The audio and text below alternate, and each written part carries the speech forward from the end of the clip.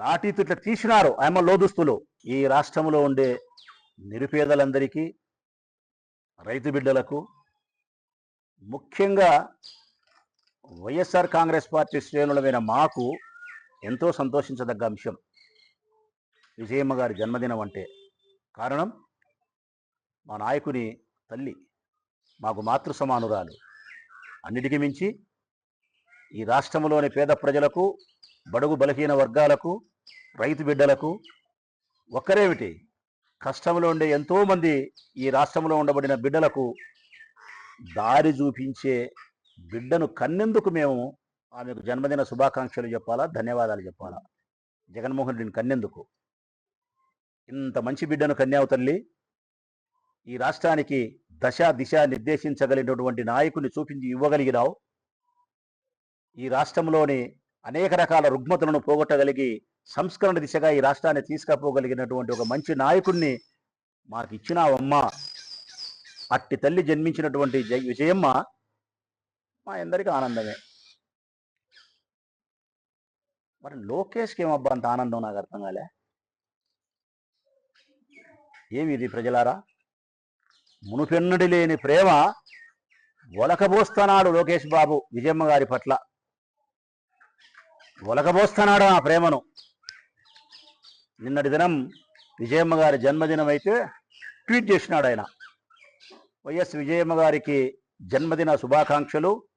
మీరు మరింత ఆరోగ్యాన్ని, ఆయుష్ను, మానసిక శాంతిని కలిగి సంతోషంగా జీవించాలని చెప్పి ట్వీట్ చేసినాడు ట్విట్టర్లో. ఏమది ఉన్నట్టుండి ఇంత ప్రేమ? మునిపెన్నడూ లేదే, మునిపెన్నడూ లేదు. లోకేష్ బాబు గారు రాజకీయాల్లోకి వచ్చినప్పటి నుంచి గత 15 సంవత్సరాలుగా, 2014 నుంచి ఇప్పటి వరకు 12-13 సంవత్సరాలుగా ఏ రోజు ఆయన జన్మదిన శుభాకాంక్షలు చెప్పలే. ఇంకా నిజాయితీగా మాట్లాడాలంటే ప్రజలారా, ఇంతవరకు ఎప్పుడే కానీ వైఎస్ విజయమ్మ గారిని లోకేష్ బాబు గారు వైఎస్ విజయమ్మ గారని కూడా అనలే. పాపాత్ముడు. వైఎస్ విజయాన్ని సంబోధించినాడు. వైఎస్ విజయాన్ని సంబోధించినాడు. అమ్మను పిలిచినట్టు పిలిచలే, పెద్దావిడను పిలిచినట్టు పిలిచలే, ఒక మహిళను సంబోధించినట్టు సంబోధించలే, ఒక ఫ్రెండ్ను మాట్లాడినట్టు మాట్లాడినాడు, ఒక సాధారణమైన స్త్రీని మాట్లాడినట్టు మాట్లాడినాడు. వైఎస్ విజయాన్ని సంబోధించినాడు. నీ వయస్సు ఎంత? ఆమె వయస్సు ఎంత? ఎందుకు మరి గతంలో వైఎస్ఆర్ విజయ సంబోధించిన నీవు ఈరోజు విజయమ్మ గారి పట్ల ఇంత ప్రేమను ఒలకబోస్తున్నావు? దానికి కారణం ఒక్కటే ప్రజలారా, మీ అందరికీ తెలిసినదే. ప్రత్యేకంగా రాచమలు చెప్పాల్సిన అవసరం ఏముంది? ఒకటే కారణమే. జగన్మోహన్ రెడ్డి గారి పట్ల వ్యతిరేకతా భావాన్ని కలిగి ఉన్నారు కాబట్టి, తల్లి చెల్లి కుటుంబ కలహాలు ఉన్నాయి కాబట్టి, ఆ కుటుంబంలో ఉండబడిన కలహాలను మన రాజకీయ స్వార్థాలకు వాడుకోవాలా, అంతే, ఏం లేదు. ఒకే ఒక కారణమే. రాజనీతి శాస్త్రం ప్రకారము శత్రువు మిత్రుడు అంటారు. కానీ ఇక్కడ తల్లి శత్రువు ఎప్పటికీ కాదు, చెల్లి ఎప్పటికీ శత్రువు కాదు, తాత్కాలికమే. ఇవి కుటుంబ కలహాలే అంటారు, దీన్ని శత్రుత్వం అనరు. కానీ మీరు శత్రుత్వం చేయాలనుకున్నారు, శాశ్వతంగా వారికి ఎడబాటును కలిగించాలనుకున్నారు మీరు. జగన్మోహన్ రెడ్డి గారికి వారి తల్లిని, జగన్మోహన్ రెడ్డి గారికి వారి చెల్లికి శాశ్వతంగా ఎడబాటు కలిగించాలా, దూరం చేయాలా. మరి జగన్మోహన్ రెడ్డి గారిని వారి నుంచి, తల్లి నుంచి, చెల్లెల నుంచి దూరం చేయాలంటే మీరు దగ్గరైనట్టు నటించాలా. అవసర నిమిత్తం గౌరవం, అవసర నిమిత్తం కపట తల్లి ప్రేమ. నాడు వైఎస్ విజయ, నేడు వైఎస్ విజయమ్మ గారికి జన్మదిన శుభాకాంక్షలు. ఇది అవసర నిమిత్తం చూపించే గౌరవమా? అవసర నిమిత్తం చూపించే కపట మాతృ ప్రేమనా? కేవలం మీ రాజకీయ స్వార్థాలకు, కుటుంబ కలహాలలోకి మనం దూరకూడదు, కుటుంబ కలహాలలోకి మనం జోక్యం చేసుకోకూడదు, మన రాజకీయ ప్రత్యర్థుల యొక్క స్త్రీలు వారి విషయంలో కుటుంబ కలహాలలోకి మనం దూరకూడదు అనే కనీస ఇంగిత జ్ఞానం కూడా లేకుండా యాక్షన్. ఇంకా దారుణం ఏంటంటే ప్రజలారా, మేము మర్చిపోయిండం. రాజశేఖర రెడ్డి నన్ను ప్రేమించే వాళ్ళం మేము. జగన్మోహన్ రెడ్డి గారి కోసం జీవితాన్ని ఆయన కోసమే నడిచేవాళ్ళం. ఆ కుటుంబం పట్ల అంత ప్రేమ కలిగిన వాళ్ళం కాబట్టి మాకు రాజశేఖర రెడ్డి అన్న శ్రీమతి వైఎస్ విజయమ్మ అనే భావన మాలో ఉన్నంత వరకు చాలా సంఘటనలు మేము మర్చిపోం. అందులో ఒక సంఘటన 2014-19 కాలంలో చంద్రబాబు నాయుడు గారు ముఖ్యమంత్రిగా ఉండే సందర్భంలో విజయమ్మ గారు ప్రయాణిస్తున్నటువంటి వెహికల్ని ఆపి ఒకసారి విజయవాడకు వచ్చేటప్పుడు ఒక చెక్ పోస్ట్ అదే పనిగా పెట్టి ఆపి, ఏదో కారణాలు ఉన్నాయి అప్పుడు ఆపి అవి కారును సోదా చేస్తారు. చంద్రబాబు నాయుడు ముఖ్యమంత్రి అప్పుడు ఆమె కారును సోదా చేసే క్రమంలో కారు ఆమె దిగితే కారులో ఉండి ఆమె సూట్ కేసును బయటపెట్టి సూట్ కేసును ఓపెన్ చేయించి పోలీసుల చేతిలో ఉండే స్టిక్ ఏమైతే ఉంటుందో లాఠీ, ఆ లాఠీతో బట్టలను కదిలిచ్చి ఆమెలో దుస్తులను కట్టెతో తీసినారు. ఇట్లా హృదయ విదారకమైనటువంటి ఆ సన్నివేశాన్ని నా బొందిలో ప్రాణం ఉండగానే మర్చిపోను. నేనే కాదు, రాజశేఖర రెడ్డిని ప్రేమించే వాళ్ళు ఎవరూ మర్చిపోరు. షర్మిలమ్మ మర్చిపోయింది, మేము మర్చిపోం. లాఠీతో ఇట్లా తీసినారు ఆమె లోదుస్తులు. రాజశేఖర రెడ్డి శ్రీమతికి సంబంధించి తల్లితో సమానురాలైనటువంటి ఆమెను, రాజకీయాలకు సంబంధం లేని మనిషిని సోదా చేసి సూట్ కేసు ఓపెన్ చేసి లాఠీతో తీస్తారా? ఇంతటి అవమానాన్ని ఆమెకు చేసి ఈ పొద్దు జన్మదిన శుభాకాంక్షలు చెప్తారా? వాత పెట్టేది మీరే, పూత పూసేది మీరే. ఎన్న పూస. మీ ఉద్దేశం ఒక్కటే, రాజశేఖర రెడ్డి గారి యొక్క కుటుంబానికి మానసిక శాంతి ఉండకూడదు. వారి ఇంట్లో ఎప్పుడే కానీ ఆనందమే ఉండకూడదు. ఇది చంద్రబాబు నాయుడు కుటుంబం యొక్క లక్ష్యం. రాజశేఖర రెడ్డి బతికున్నంతసేపు ఏం చేయలేకపోయినాం. రాజశేఖర రెడ్డి మరణించిన తర్వాత అయినా ఆ కుటుంబంలో శాంతి లేకుండా చేయాలా, ఆనందం లేకుండా చేయాలా, వారి సంతోషాన్ని దూరం చేయాలా, వారి సంసారాన్ని చిన్నాభిన్నం చేయాలా. దీనికే ఇప్పుడు మీరు అమ్మకు జన్మదిన శుభాకాంక్షలు చెప్పినారు. ఈ జన్మదిన శుభాకాంక్షలు చెప్పడం వలన అమ్మకు సంతోషం కలుగుతుంది ప్రజలారా?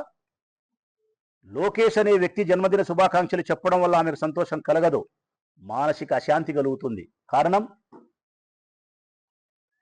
నా కొడుకును వ్యతిరేకించే వాళ్ళు, నా కొడుకు రాజకీయ ప్రత్యర్థులు, నా కొడుకును నా భర్తను హీనంగా మాట్లాడే వాళ్ళు ఈరోజు నాకు జన్మదిన శుభాకాంక్షలు చెప్తానారు అంటే, ఆ రోజు నా లోదుస్తులను సైతం పోలీసులు లాఠీతో గడ్డకు తీసి అవమానం చేసిన వాళ్ళు, విజయాన్ని సంబోధించిన వాళ్ళు ఈరోజు జన్మదిన శుభాకాంక్షలు చెప్తానారంటే నా కొడుకును నాకు నా కొడుకుకు దూరం చేయాలనే కదా.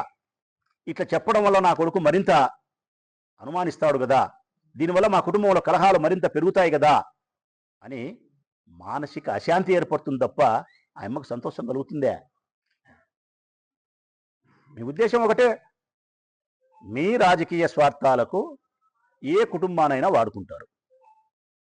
ఒకవేళ నిజంగా నువ్వు మంచోడివి, రేపొద్దున వాళ్ళు మాట్లాడతారు, ఏందబ్బా ఇట్లా మాట్లాడినాడు రాచమల్లు, మా రాజకీయ ప్రత్యర్థి అయిన జగన్మోహన్ రెడ్డి గారి తల్లి గారికి జన్మదిన శుభాకాంక్షలు చెప్తే తప్పనడం లేదు లోకేష్ బాబు. ఒప్పే. ఎప్పుడు ఒప్పు? నువ్వు 12-13 సంవత్సరాలుగా అమ్మకు జన్మదిన శుభాకాంక్షలు చెప్పి ఉంటే ఒప్పే.